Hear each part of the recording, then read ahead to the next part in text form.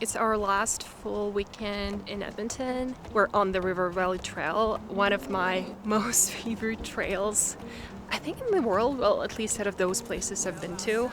In terms of what you can find in the city, I think that this is just the most beautiful trail ever.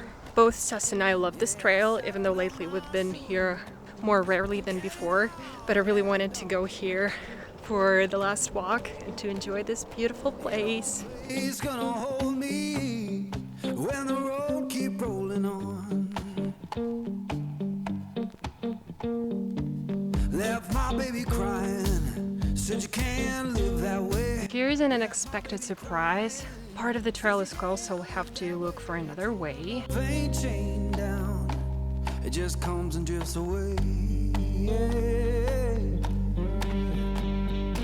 Even though I absolutely adore this trail, it's worth mentioning there are mostly bicyclists out there. Yeah, there are some pedestrians, us included, but most of the time there are people who use some sort of vehicle, be it bicycle, Segway, or that kind of stuff. And most of the time they are quite respectful of us as pedestrians. But sometimes, like today, Stas and I are walking and there are 3 people on the bike driving towards us. We don't have any trouble with moving one way or another if people signal to us. But the thing is that 3 of them, they just spread around the trail and none of them was moving anywhere, so we had to step aside and we were like, okay, where we're going? And we decided to move to the right, and the guy who was driving the bike on the right side, he sped up and started to signal at us. I was like, what are you even doing? Excuse me. Sometimes I do feel very unprotected as pedestrian, and generally it feels to me that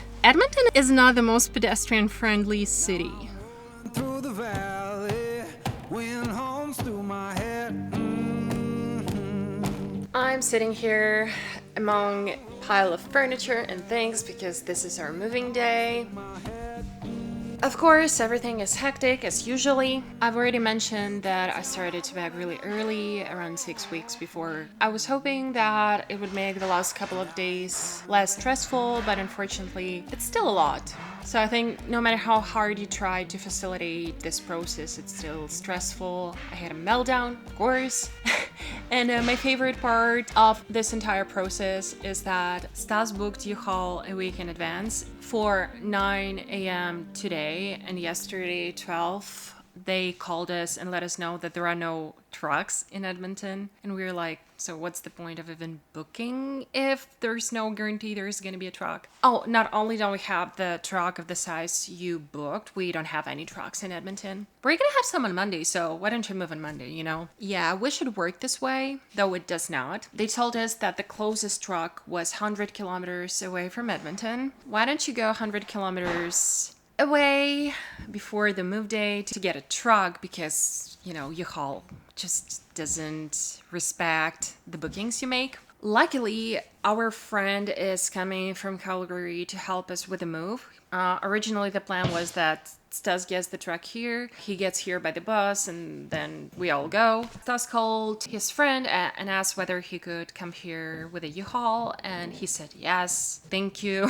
And luckily there were trucks in Calgary, so he's getting here right now. I'm not sure if there are any alternatives for U-Haul, but for the future we're gonna consider those. Also, I realized I haven't told anything about the process of us looking for a place to live in Calgary. Just for reference, the last time we were renting was 3 years ago in Edmonton, and that was pretty smooth experience, and that is what I was expecting from the process in Calgary. However, first of all, we have pets, and if you do have less options available right away because of restrictions. Second of all, we have 3 cats. And this makes the number of listings available much smaller right away. You know, people usually be like, yeah, cats or pets are negotiable, but then you contact them and they're like, oh, you can have only 1 pet or 2 pets. Why don't you just state this clearly in the listing so no one wastes their time? But no.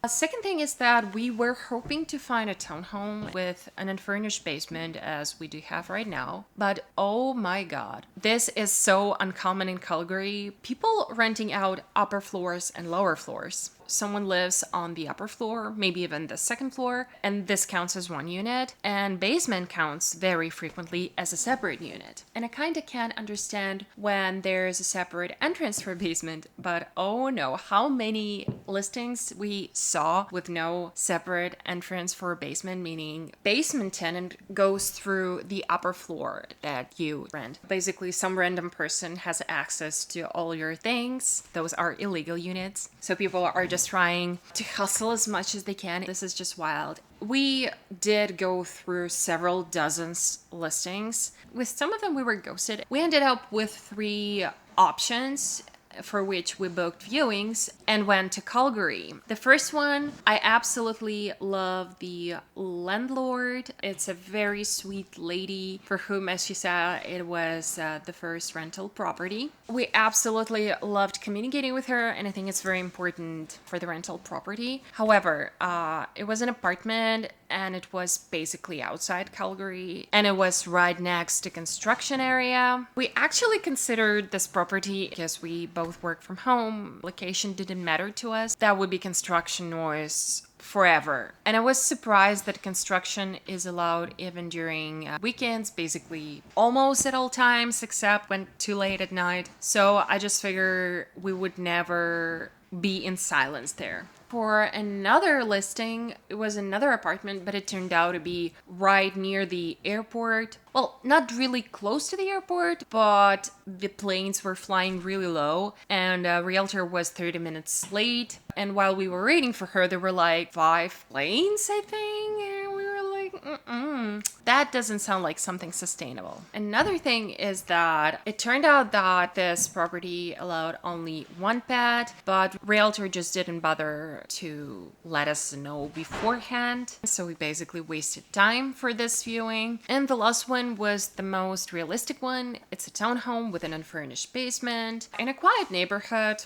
And I loved the pictures, but in reality, I just didn't love it that much because it felt really dark in there, and the floor in the kitchen was really squeaky. There were some upsides, like windows overlooking big pine trees, and the location is really nice. After coming back from the viewings, we talked and decided that probably this townhome would be the most fitting option. But we decided to try to reach out for some other listings. There were a couple nice options there as well, but again, some people were ghosting us. For some, we still were not matching because of the number of cats. But then it turned out that there was one realtor for 2 listings, and she contacted us. She even agreed to have a video call to show us the place because I was pretty much demotivated by this trip and didn't want to go another time. Yeah, I realized it's a bit irresponsible maybe. I thought maybe we could take a preliminary look, and if it just works for us, we might go there for a real viewing. From the listings, there were one we just fell in love with and we applied for it. It was a little bit cheaper than the townhome we saw for the first time, and the overall vibe of the place was just, yes, let's go for it. But unfortunately, the next day after we had booked a viewing, she called us and let us know that someone else took the place. I was actually devastated because I thought that we would go with this place. We decided to end up with another townhome. And you know what? Another thing that we were not expecting, I'm not sure if it's a very widespread thing among property management companies, but both we dealt with in this rental search, this was the case. The thing is, you have to pay a security deposit when you're just applying for the property. And if you're not approved, they're giving you security deposit back. If you are approved and agree to move forward with a rental, then it just counts as security deposit. However, if you are approved and decide not to go with this property, they're just keeping the security deposit. How are you liking that? This is just amazing, isn't it, right? And we almost ended up with a townhome, and then all of a sudden, the realtor we've been planning to have a viewing with called us and let us know that last minute people were not approved for another townhome in the same townhome complex. She asked us if we were interested, and of course we were. Long story short, we ended up going with this townhome that we both enjoyed so much more. That's where we're moving, even though we haven't seen it in reality, but who cares about that, right? Another thing I have to talk about is pet fees. When we moved in Edmonton 4 years ago, we paid zero pet fees for our cats. It was just damage/security deposit, the conventional thing. When we moved here in this townhome, the first year we had a one-time non-refundable pet fee, $250 for all 3 cats. It was mentioned as a one-time fee, and it was for the first year, because for the second and the third year they've introduced pet fees, and it turns out to be a very widespread thing. As a tenant, I actually have no idea where this money comes to. Let's be real, when your cats damage something, in the end of the day it's gonna go from the damage/security deposit, right? I don't really understand this concept of pet rent. I'm ready to pay for all damages that my cats do, per fact of damages, because for instance, my 3 cats, they did scratch a wall and we fixed that ourselves. It definitely wasn't worth $35 per cat per month. You know what I mean, right? Absolutely crazy. Also, I really would love to make an update for Project Pen, because I don't want to drive around with all the empties. Just want to let them go here, at least the part I'm done with. The first update will be for hair care. I did finish 2 Kerastase products, that is mask and a hair conditioner. I still haven't decided if I'm gonna go forward with Kerastase, or maybe only with the shampoo. I feel like I'm overloading my hair a little bit with all these products, so we'll see about that. I did finish this vitamin E oil. As I mentioned before, I'm using it for my tattoo, and I still have another bottle to go through, and honestly, it's really hard to say whether it does something. It's believed in the tattoo community that it does help, so I'm just using it just in case. Down with 2 hand creams. I can say that they haven't been helping much. Maybe I should start using some oil, especially in winter. It's very dry. CeraVe Resurfacing Retinol Serum. Finally made some progress with makeup products. Finished 2 lip glosses. As you can see, they still have something in the bottom. I did my best to get the product out of there, but it's just not happening. I think it's pretty wasteful, because it seems like there's still a lot of product, and I'd love to use that, but I think it's made that way that you can't actually do that. If someone knows how to do that, just let me know for the future, please. Biotherm Lait Corporel L'Original Body Milk. I just love the smell of it. It's very citrusy, so if you're into citruses, consider trying this one out. Oh, and the last one, I did finish this body wash.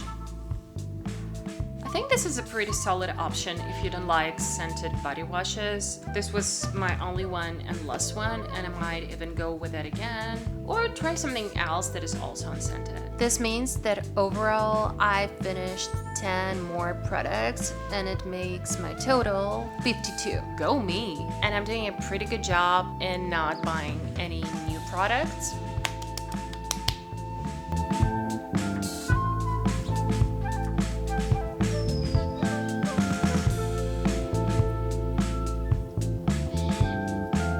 It was supposed to be raining a couple of days before and today, I think, but it was almost no rain yesterday and the day before that. But of course today, the day when we're moving, it's just raining since the very morning, and it's gonna keep raining.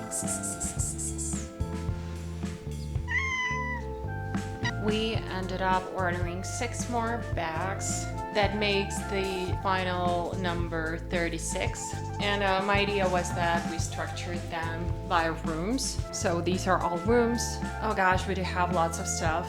This has lots of things for crafting. I'm generally revising things I use and I don't, and I'm very picky about that. This is it.